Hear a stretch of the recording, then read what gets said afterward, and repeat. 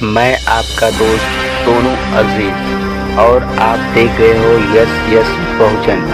मेरे चैनल को subscribe, like, share और साथ में आपकी क्या राय है कमेंट ज़रूर करें।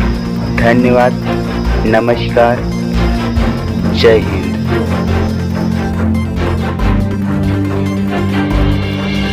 मेरे तरफ से जय भीम, नमो बुद्धाय। और वो सब लोग बहुत ज्ञानी हैं, अपने जीवन के उन्होंने अनुभव से सीखा है। वो तमाम लोग हैं, वो सब आपके सामने गुफ्तगू भी होंगे।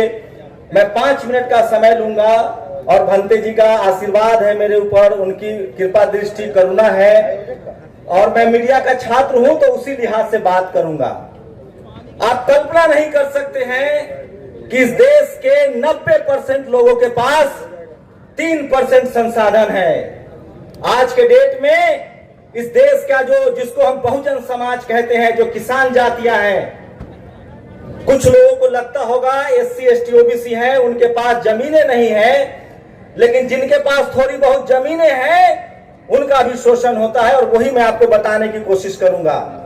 अब गांव में जातिवाद खत्म हो गया है। सोचिए, एक कहावत सुनी होगी आप लोगों ने कि भारत सोने की चिड़िया थी। सचमुच भारत सोने की चिड़िया थी, सचमुच भारत विश्व गुरु था और सचमुच भारत में किसी घर में ताले नहीं लगते थे। वो भारत तब था जब भारत बुद्ध में भारत था। तथागत बुद्ध कोई पहले बुद्ध नहीं थे। तथागत बुद्ध को हम भगवान बुद्ध इसलिए कहते हैं कि वो हमारे आपकी तरह के इंसान के तौर पे पैदा हुए और उन्हें दुनिया को ज्ञान दिया, सत्य अहिंसा के मार्ग पर चलने के लिए कहा, इसलिए उनके नाम के साथ हमने भगवान लगाया। लेकिन सबसे पहले 2500 साल पहले इस धरती पर कोई वैज्ञानिक, सोशल साइंटिस्ट, समाज वैज्ञानिक पैदा हुआ तो वो तथागत बुद्ध थे, जिन्होंने कहा कि आपका कल्याण करने कोई नहीं आएगा, आपको अपना कल्याण करने के लिए खुद ही मार्ग बनाना पड़ेगा। मैं रास्ता बता सकता हूं, चलना आपको पड़ेगा। तो अगर आप भगवान बुद्ध की पूजा इसलिए करते हैं कि वो कोई पैसा, जमीन, संपत्ति दे देंगे, तो मेरे हिसाब से जितना मैंने बुद्धिज्म को पढ़ा है, आप गलतफहमी में हैं। बुद्ध ने कहा है कि जिस दिशा में आप प्रयास करोगे, जिस दिशा में सोचोगे, उसी दिशा में आपको सफलता मिलेगी और हर सफलता के लिए आप खुद जिम्मेदार हैं, लेकिन उसके लिए आपको माहौल और वातावरण बनाना पड़ेगा। आज न तो हमारे बीच बाबा साहब आएंगे, न तो तथागत बुद्ध आएंगे, लेकिन उनके विचार हमारे साथ है। और वो विचार क्या है? हमें मानसिक रूप से बहुत मजबूत रहना पड़ेगा। और सोचिए, अखंड भारत के निर्माता सम्राट अशोक के वंशज हैं हम। आज हर कोई कहता है कि भारत अखंड भारत बने, भारत विश्व गुरु बने, लेकिन भारत विश्व गुरु कब था? जब बुद्ध का भारत था। बुद्ध ने उस समय संघ बनाया, बड़े बड़े मठों के निर्माण किए। धरती के नीचे जहां भी खुदाई करेंगे तो आपके बौद्ध मठ मिलेंगे, बौद्ध विहार मिलेंगे। आप लोग कभी सोचते हैं कि जो इस देश के मूल निवासी थे, जो इस देश के बिजनेसमैन थे, जो इस देश के किसान थे, वो मजदूर कैसे बन गए? उसकी वजह थी हमारी सांस्कृतिक विरासत का खो जाना।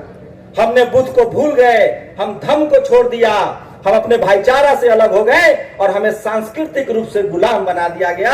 और उसी गुलामी को बाबा साहब ने 1956 में, 1950 में संविधान देकर और 1956 में धर्म का रास्ता बताकर हमें फिर से उसी रास्ते पर लाने का कोशिश किया है।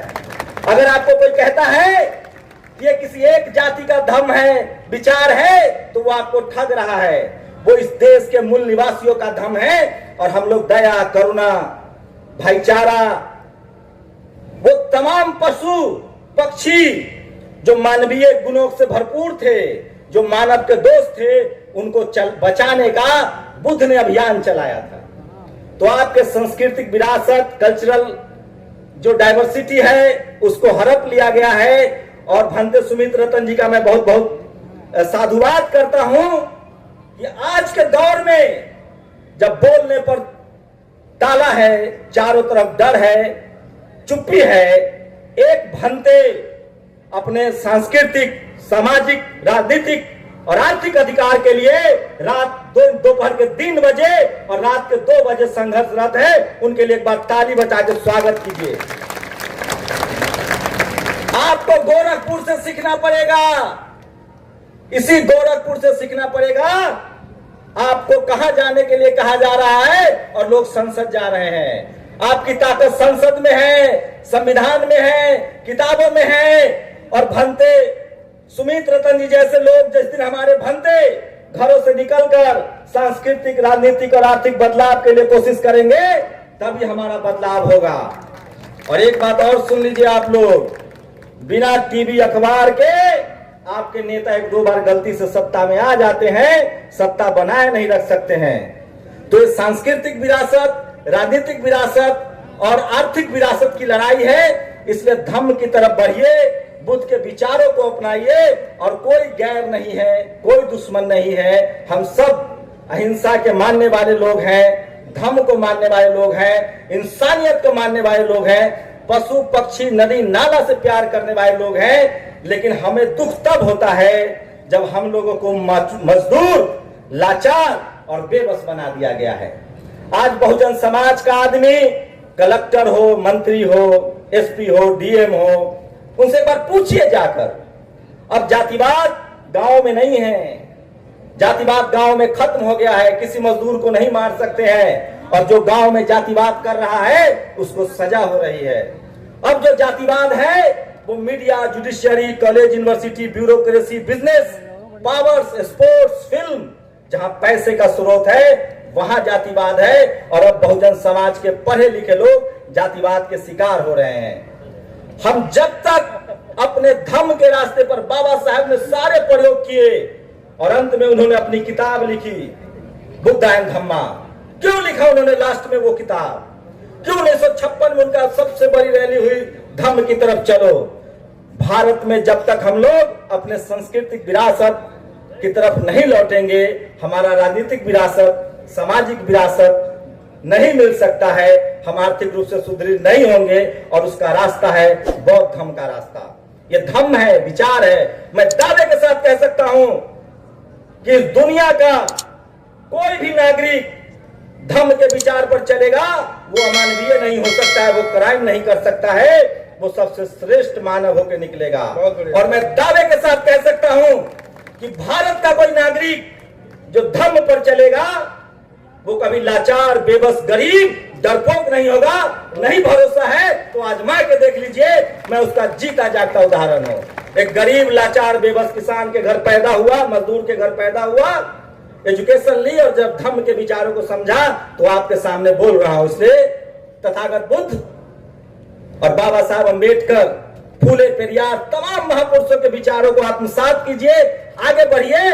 और कबीर की तरह, इसी बनारस में कबीर थे, कबीर की तरह आंख में आंख डालकर बात करना शुरू कर दीजिए। आपका डर उसी दिन से निकल जाएगा और आप सम्मान की जिंदगी जीने लगेंगे।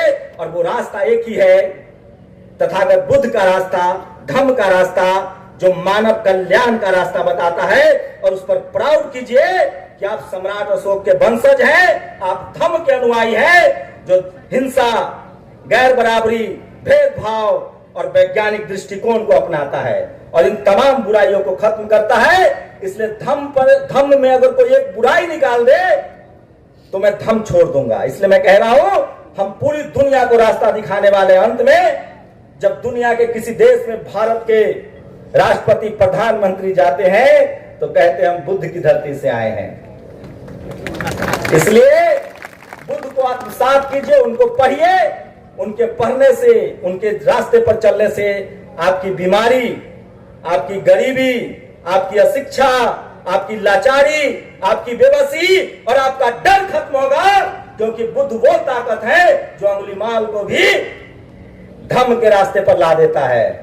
इसलिए मैं कह रहा हूं, धम्म कोई कर्मकांड नहीं है, धम्म एक विचार है जो इंसान को बेहतर इंसान बनाता है। जय भीम, नमो बुद्धाय। बहुत बढ़िया, बहुत बढ़िया, बहुत